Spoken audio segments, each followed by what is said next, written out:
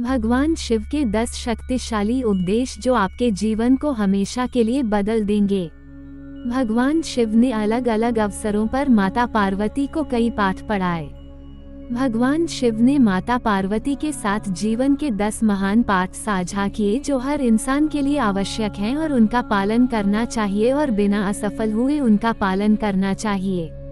1. सबसे बड़ा पुण्य और सबसे बड़ा पाप। जब माता पार्वती ने भगवान शिव से सबसे बड़ा पुण्य और पाप के बारे में पूछा तो शिव ने संस्कृत के एक श्लोक के साथ उत्तर दिया, नास्ति सत्यत परो नानुरतात् पाटन परम।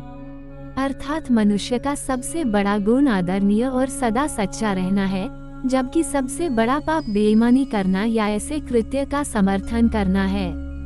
एक व्यक्ति को हमेशा ऐसे कार्यों में लिप्त होना चाहिए जो ईमानदार और सच्चे हों और उनके होने की धार्मिकता को नुकसान न पहुंचाएं।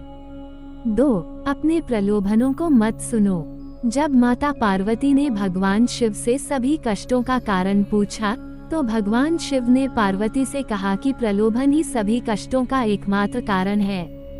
संसार में 3 प्रकार के प्रलोभन होते हैं। 1. आँखों की वासना का अर्थ है भौतिकवाद। यह विश्वास की धन और संपत्ति जीवन में सबसे महत्वपूर्ण चीजें हैं। 2. शरीर की वासना का अर्थ है सुखवाद। यह विश्वास के जीवन में किसी भी चीज की तुलना में आनंद सबसे महत्वपूर्ण है। 3. जीवन का गौरव का अर्थ है अहंकार। अपने बारे में बहुत अधिक सोचना, ये सोचना कि आप किसी और से बेहतर या अधिक महत्वपूर्ण हैं। मनुष्य को एक के बाद एक चीजों के लिए दौड़ने के बजाय कर्म और शरीर के बंधन से मुक्ति पाने के लिए ध्यान और तपस्या का अभ्यास करना चाहिए। 3. शक्ति ही सफलता में बाधक है। जब माता पार्वती ने भगवान शिव से पूछा कि मनुष्य अपने कार्यों में असफल क्यों होता है, तो भगवान शिव ने बताया कि आसक्ति ही सभी समस्याओं का मूल कारण है। आसक्ति और प्रेम ठहराव की ओर ले जाता है और सफलता में बाधा डालता है। जब आप दुनिया के सभी मोह और प्रलोभनों से मुक्त हो जाते हैं तो ऐसा कुछ भी नहीं है जो आपके जीवन में सफलता प्राप्त करने से रोक सके। अलग होने का एकमात्र तरीका है कि आप अपने मन को प्रशिक्षित करें और इसे इस मानव रूप की अस्थायीता को समझें। 4. अपने कार्यों को बुद्धिमानी से चुनें। शिव ने पार्वती से कहा कि लोगों को कभी भी किसी भी प्रकार की कार्रवाई में लिप्त या संबद्ध नहीं होना चाहिए जिसमें शब्दों, कार्यों और विचारों या मन के माध्यम से पाप शामिल हो। मनुष्य जो कुछ भी काटता है वो उसी का फल है जिसे उसने खुद बोया है।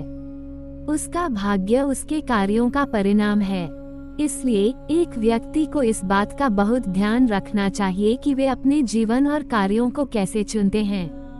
5. अवांछित इच्छाएं मनुष्य को आत्म विनाशकारी बना सकती हैं। जब माता पार्वती ने भगवान शिव से पूछा कि मनुष्य को आत्म विनाशकारी क्या बनाता है, तो भगवान शिव सबसे महत्वपूर्ण शिक्षा देते हैं कि जीवन में कभी भी किसी भी चीज के प्रति आसक्त नहीं होना चाहिए। ज्यादा इच्छा न करें, क्योंकि इच्छाएं जुनून की ओर ले जाती हैं और जुनून अंततः आत्म विनाश का कारण बन सकता है।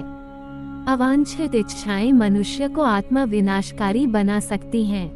6. समस्या के प्रति आपका दृष्टिकोण मायने रखता है। जब माता पार्वती ने भगवान शिव से पूछा कि जीवन में किसी भी समस्या का समाधान कैसे किया जा सकता है, तो भगवान शिव ने कहा कि समस्या से परे देखना चाहिए।